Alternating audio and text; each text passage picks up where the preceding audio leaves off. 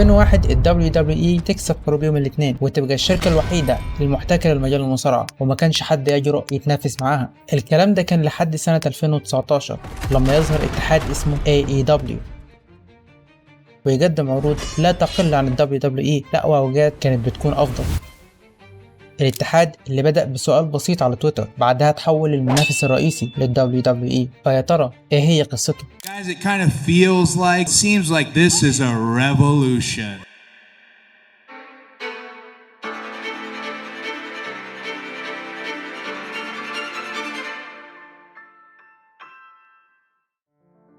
ال AEW في البداية كانت بتعتبر ثورة في عالم المصارعة الحديث، ومفيش ثورة بدون نظام للتمرد عليه، والنظام ده كان بيتمثل في ال WWE، الشركة اللي ليها تاريخ كبير وجاية من الثمانينات. نهاية التسعينات كده كانت في صراع دايم مع WCW، بس في سنة 2001 تحسم ال WWE الصراع ده وتشتري ال WCW ب $7 مليون. WCW is in my hands. بعدها تعمل سيناريو الغزو الشهير وتشتري كمان ال ECW بعد ما دول كمان اعلنوا افلاسهم. فخلاص بقت الشركة الوحيدة على الساحة والمتحكمة الرئيسية في المجال كله. استمرت ال WWE على الحال ده لحد سنة 2007، وقتها حصل حدث غير كل حاجة. Well, the wrestling world in shock today. Former champion Chris Benoit found dead in his Atlanta home along with his wife and young son. موت كريس بنوا عمل صدمة لكل الناس لأنه كان مصارع موهوب ومحبوب، لكن الصدمة الأكبر لما عرفوا تفاصيل وفاته اكتشفوا إنه انتحر بعد ما قتل كل العيلة بتاعته. انا مش عارف بصراحه ايه المفاجاه في كده، الموضوع عدى عليه بتاع 16 سنه. المهم طلعت تقارير كتير بتقول ان بنوا عمل كده بسبب خلل في دماغه، والخلل ده بسبب الاصابات الكتير اللي حصلت له في ال WWE. وقتها الدنيا جامد ما قعدتش على الاتحاد، فيتم بسبب كده وشويه اسباب تانية تغيير كامل في تصنيف عروض ال WWE اللي لسه عليه لحد دلوقتي تصنيف البي. وبالتصنيف ده العنف قل وزاد الترفيه والكوميديا زادوا برخامه، يعني فاهم. فبدأ منحنى ال WWE ينخفض، زائد كمان الكتابة السيئة والأحداث التعبانة. مفيش قصص قوية، مفيش شخصيات قوية، مفيش سيناريو قوي بيحصل عشان يخلص أي نوع من أنواع الشخصيات. وده مش كلامي أنا، ده كلام دين أمبرز لما ساب ال WWE في 2019. المهم يعني مع سوء كتابة ال WWE للشخصيات وتهميش المصارعين، جماهير انفجرت في وش الشركة في 2013 لما القاعة كلها هتفت لدانيال براين المصارع اللي الشركة كانت مهمشاه وقتها.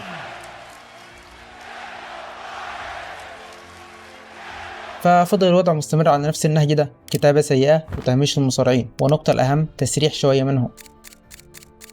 ومن المصارعين اللي مشوا من الشركة كان مصارع كده ميت كاردر اسمه كودي رودز.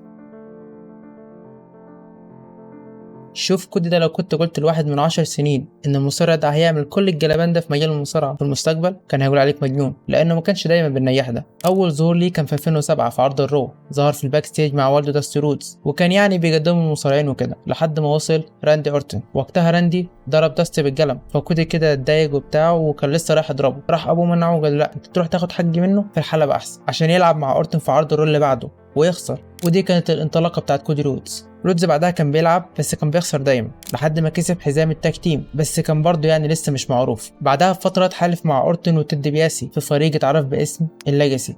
الفريق ده كان ليه فضل كبير في تطور كودي والارتقاء بيه شويه، بس بعد فتره كده يبدا يحصل توتر في الفريق ده، يروح بينا على ماتش ثلاثي في راسلمانيا 26 ينتهي بفوز راندي اورتن، يتفكك الفريق وكل واحد منهم يمشي في طريق مختلف. كودي راح سماك داون وعامل بيرسونا جديده كده انه وسيم وبتاع، وسمى نفسه داشينج كودي رودز. وفي يوم كان بيلعب مباراه كده مع ري ميستيريو، يقوم ري يعمل له 619 يكسر له مناخيره. وقتها ما كانش شايف نفسه ان هو جميل، فسمى نفسه انداشينج كودي رودز.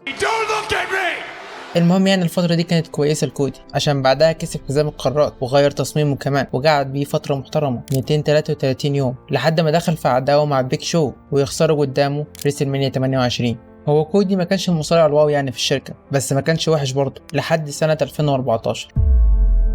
السنة دي كانت بداية نهاية كودي رودز. اتحالف مع أخوه جولدست، مش ده الوحش، لا ده قدم واحدة من أسوأ الشخصيات في المصارعة، واللي سببها ناس كتير مش مقتنعة بكودي حاليا، شخصية ستاردست. الشخصية دي من كتر ما هي كانت وحشة، كودي قبل كده قال ان هو كان بيتكسف يطلع يقول ان الشخصية دي انا، وكان بيترجي الكريتيف تيم انهم يغيروها ويدخلوه في اي ستوري تاني، واقترح لهم فعلا اكتر من فكرة بس ما كانش حد بيسمع له. وعشان كده في 22 مايو 2016 يتم الاعلان عن تسريح كودي رودز من WWE. وعايز اقولك ان تقريبا ده احسن قرار اخده في حياته.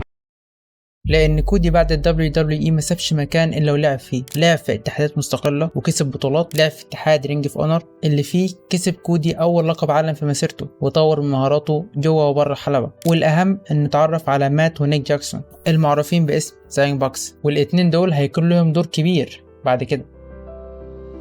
المهم ان اكبر نجله حصلت لكودي رودز كانت في اتحاد نيو جابان، عشان هناك اعلن عن بيرسونته الجديده The American Nightmare. وبعدها انضم للبوليت كلاب، وده كان اكبر تحالف في الاتحاد، كان بيضم مصارعين اهمهم ادم بيج وكيني اوميجا واليانج باكس. ممكن هنا واحد يقول لي انت مش لسه قايل ان اليانج باكس كانوا في اتحاد رينج اوف اونر؟ هرد عليك واقول لك ان كان في تحالف بين نيو جابان والرينج اوف اونر في عاد المصارعين يلعبوا في الاتحاد ده والاتحاد ده. المهم على سنه 2018 يحصل حرب البوليت كلاب، دي حاجه كده شبيهه بالحرب الاهليه بتاعه البراد لاين، فيعلن كودي وقتها انفصاله عنهم واخد معاه ادم كول وكيني اوميجا واليانج باكس، واعلنوا انهم فريق جديد تحت اسم الاليت. ومن هنا تبدأ الدراما.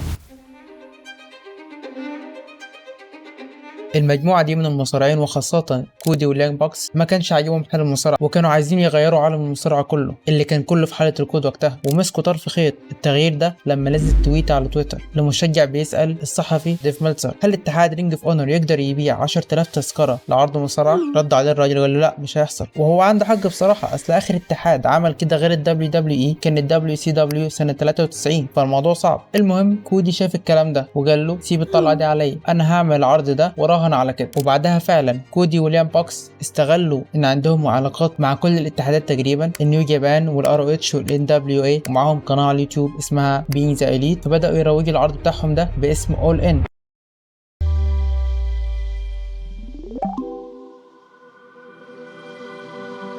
هي انت، نعم انت، اذا كنت تحب المصارعه اذا ما الذي تنتظره؟ اشترك الان في قناه ريسلر 2 بقيمه اشتراك يصل الى مجانا، يلا من صفقة. العرض ده هيشارك فيه مصارعين كتير، ابرزهم كيني اوميجا وادم بيج وري ميستيريو وبطل ان دبليو اي نيك الدس. هنطرح التذاكر يوم 13 مايو. سلام. طيب تفتكر حصل ايه؟ وخلي بالك ده مش اتحاد اصلا، دول شويه مصارعين كده عاملين عرض، العرض نجح وباع ال 10,000 تذكره، لكن تفتكر باعهم في قد ايه؟ شهرين؟ شهر؟ نص ساعه. العرض باع ال 10,000 تذكره في نص ساعه بس، ده يوريك قد ايه الجماهير كانت جعانه للمصارعه. المهم يوم 1 سبتمبر يتعمل اول ان. العرض كان ممتع لأقصى درجة وحصل فيه أحداث كتير، منها إن كودي كسب نيك ألدس ويكون بطل NWA، وده إنجاز كبير لأن أول مصارع جيل تاني يكسب البطولة دي هو وأبوه. فمجملا كان عرض كبير وناجح، وبعده الكل بدأ يسأل إيه هيحصل بعد كده. الجماهير اتحمست وبدأت تتوقع ان كودي واليانج باكس اكيد هيعملوا حاجة اكبر، وعلى اقل تقدير عرض اول ان تاني، لكن كان في شخص من الجماهير عنده رأي تاني، لانه كان مستني فرصة انه يدخل مجال المصارعة وملقيش احسن من الشباب دول كمدخل ليه، والشخص ده كان توني خان. توني خان بعيدا عن كون ابن البليونير شهيد خان مالك فريق فولهام وفريق تاني كده في كرة القدم الأمريكية، هو محب كبير بل عاشق للمصارعة من وهو صغير، وتقدر تقول عليه ان هو موسوعة في المجال ده. فلما تجمع العوامل اللي عنده من فلوس وشغف كبير هيوضح ليك ان اكيد الراجل ده ممكن يفكر يعمل اتحاد مصارعة، لكن كل اللي كان فاضل له هو قطعة ناقصة، والقطعة دي هتكمل بكودي رودز واليانج باكس. عشان كده تواصل مع نيك ومات جاكسون بالايميل وقال لهم الموضوع، وحصل اجتماع بينهم وسألهم سؤال واحد بس، هل انتوا عايزين تغيروا عالم المصارعة؟ والإجابة كانت نعم، عشان في يوم 1 يناير 2019 يظهر للنور اتحاد AEW، ويكون توني وشهيد خان المستثمرين الرئيسيين ليه، بالإضافة لكون توني خان هو رئيس الاتحاد وكودي واليانج باكس نواب للرئيس، بالإضافة لكونهم مصارعين. ويوم 8 يناير يتم أول مؤتمر صحفي للاتحاد ده، وأعلنوا فيه عن حاجتين مهمين. أول إعلان إنهم ضموا مجموعة مصارعين للاتحاد بتاعهم، أبرزهم آدم بيج وكريس جيريكو.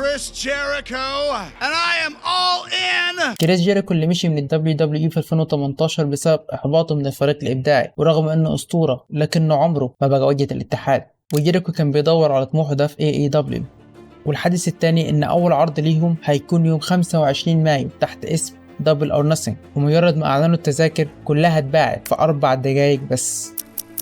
انت متخيل؟ لكنه كان يستاهل، لانه عرض حصل فيه ماتش السنه بين كودي وداستن بعنوان جيل ضد جيل، وجيريكو بقى واجهة الاتحاد، واتكتب في التاريخ انه اول بطل ل AEW، بالاضافه للظهور الايقوني لجون موكسلي